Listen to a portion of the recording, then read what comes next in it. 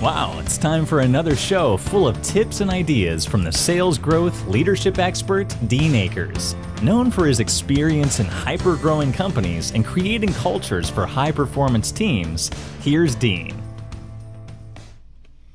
Well, welcome to the Sales and Leader Ninja Show. I'm your head ninja, Dean Akers, and each week I bring you one of my crazy rants to stimulate your thinking in either the realm of sales or leadership. I want to thank all those that reach out each week. I really, again, love all the feedback I get, and I shared last week I've had a couple people actually start using this video off the YouTube feed for their sales meetings each week. So anything I can be of help, you just always know you can reach out to me at help@adjunctco.com. That's help@adjunctco.com, and we're here to be for you. Today's show is one of my passions of technique. Today's show's the cold call. I attended an event here locally in the Tampa Bay area called Snaps recently, and it's a tech forum in Tampa area that attracts over 7,000 people each year to learn more about the startup community, the STEM, science, technology, all the education, math ecosystem in the Central Florida area. This year they had a headline speaker, a local-born Sara Blakely, who developed SPANKS undergarments and grew it to $1 billion business. And she's a younger lady, too, who's grown it over the last 15, 20 years. The reason it's what really got me ranting this week was the interviewer on the stage says, "Give me the one key to SPANKS' success." Now, most people were probably waiting to say, well, the science of how we did it, She didn't even pause. And she said, cold calling. And I was like, what? I was so jazzed because that's been the secret to all my ninja successes. That's one of my successes. And here this woman that runs $1 billion company, when she was starting up, she had to grow it in face of all this other companies. And she says, my secret to my success was cold calling. She looked at it as there's no downside to cold calling. In fact, she even was on the stage and I could see a lot of people cringing. She goes, you don't need to do trade shows. She goes, I go to trade shows, all the other salespeople are selling to other salespeople. The networking events you go to, most of the times it's other salespeople talking to other salespeople. She says, cold calling, you're going right after your customer. And she cold called Neiman Marcus in Dallas, Texas, and took her small startup brand and made it $1 billion company. So I'm going to share with you some of my thoughts on cold calling. With all my ninjas, I can tell you cold calling is similar to being drunk falling off the floor. You heard me right. It's similar to being drunk falling off the floor. Now, some of y'all are going, what? Drunk falling off the floor? Exactly. If you're on the floor drunk, guess how far you're going to fall? 0. There is no downside at all. In cold calling, it's similar. There is no downside, only upside. And also, once you understand the value of cold calling, it's just not random. It's selling with intent. My ninjas that sell with intent and all the companies I've worked with that sell with intent see huge sales growth and no push on profits. In fact, huge profit growth. And what is selling with intent or being intentional with your sell mean? If you're a B2B company, which most of the people that listen on my show, we're talking about business to business, you know what your customer looks like. You can take your top 5 customers. You could take Sara Blakely. She knew what her customer looked like. She knew she was going to, this pre-internet, real internet, she knew she was going to have to sell through retailers. She knew she was going to have to sell through retailers that the customer wanted a special experience. So she knew the first person she needed to go call on was Neiman Marcus. She didn't just sit around, write emails or hope that somebody was going to call her up. She got in her car, so to speak, and went and cold called on Neiman Marcus. So when you know who your current customer is, you'll be able to determine who your customer is that you want because they have the same DNA, they look like them. And then you're able to judge how big they are based on how they compare to your current client base. So this methodology total works. You're being very intentional. You've established your value. When you establish your value, you can really boil down what your return's going to be when you secure the account. Now, what's the key? Going out there and just totally cold calling them. You got it right. I got one client one time that he kept trying to get to a business in Chicago for years and they could never get it. Sent emails, did all trade show junk. I finally told him, buy a ticket to their headquarters in Chicago.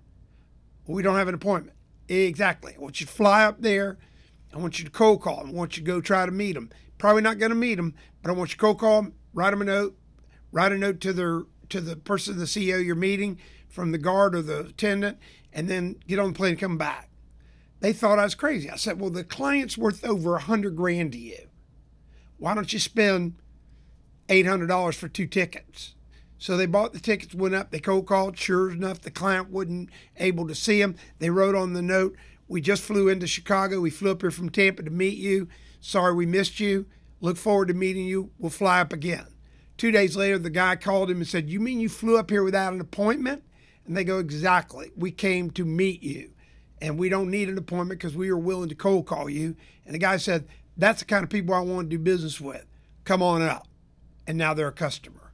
Another one, I have one of my clients. This is a true story. It's a hoot. I was telling some of the folks when we were talking about this cold calling. My client puts me on an airplane. We're flying to another city to meet this customer of theirs or potential customer. So I get on the plane with her and we take off and I go, what time is our appointment or our meeting? And she looks at me with a big smirk. She goes, okay, Mr. Cold Call. You always tell me how you're Mr. Cold Call. We have a cold call. Now, do you think I freaked out and went, oh no, I can't have a cold call. I got to email them. I got to have an appointment. I mean, blah, blah, blah, blah, blah. No, we're on the airplane. Didn't matter anyway. I'm always up for a cold call. So we land in the particular city. We go to this big building where this big company is. We go in. And I start yucking it up with the guards, 2 guards there, and talking to them, and they've been there a long time. What, again, do you know when you're meeting a guard in a big building that's been there a long time? They know everything. So as I befriended them a little bit, they go, what are you here for? And I said, I'm here to meet the CEO of the company, and I need to go meet him or see him. And they go, well, he's on floor 18. What? They told me what floor. So I go over to the elevator system, I hit the button, and the door's open. We're the first people getting on the elevator. My partner that was traveling with me, or the person that was really going to prove that this didn't work, got on the elevator and she started to push the button. I go, whoa, don't touch the elevator button. Move to the back of the elevator. She goes, what? Just watch. So now people start loading up the elevator. While we're sitting there, and this is a technique, we were waiting to see if anybody pushed the 18th floor button. Well, guess what? This gentleman in the suit reached over and pushed 18. And I go, sir, would you push it for me too? He goes, oh, you're going to 18? And I go, yeah, you're going to 18? By the time I got to the 18th floor, I found out he was general counsel for the company. I also found out he had 2 young boys. All this in riding an elevator up 18 floors. When we got up there, he goes, well, what are you doing up here? And I go, I'm here to see the CEO. We're here to say hello to the CEO. And he goes, oh, okay, follow me. Walks us down this maze of halls, takes his magnet thing, slides it.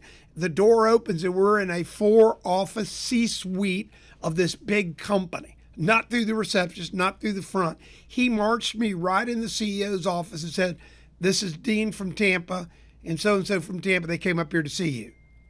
That's right, you heard it. They walked me in. You can't make that up. The guy gave us 30 minutes. We got to meet him. We didn't puke all over him about Pricer or even about our thing. We just said we want to introduce ourselves. By the way, I want to remind all my listeners out there, and if you're watching, you can always reach me at help@adjunctceo.com and ask for this. This is my customer puke protector. Y'all have seen this before, and I'll read it again to you. This is a customer presentation clothes protector. It's a poncho. And this is being provided you by your salesperson to ensure your safety while we puke our presentation all over you. I give this out as a joke because we're not going to go on a cold call and puke all over the customer about what we do. It's all about building the relationships. So, if Sara Blakely can sell underwear from cold calling and turn it into $1 billion company, I challenge you to go out there this week and get thrown out of companies or whatever you want to call it and start doing some cold calling. Promise yourself you'll do 20 cold calls in the next 5 days on customers you could do business with. And don't worry about the result. Make sure you don't puke on them and just enjoy the journey. And again, you can't make this up. Thanks for tuning in. And each week, remember, I'm going to share with you some tip.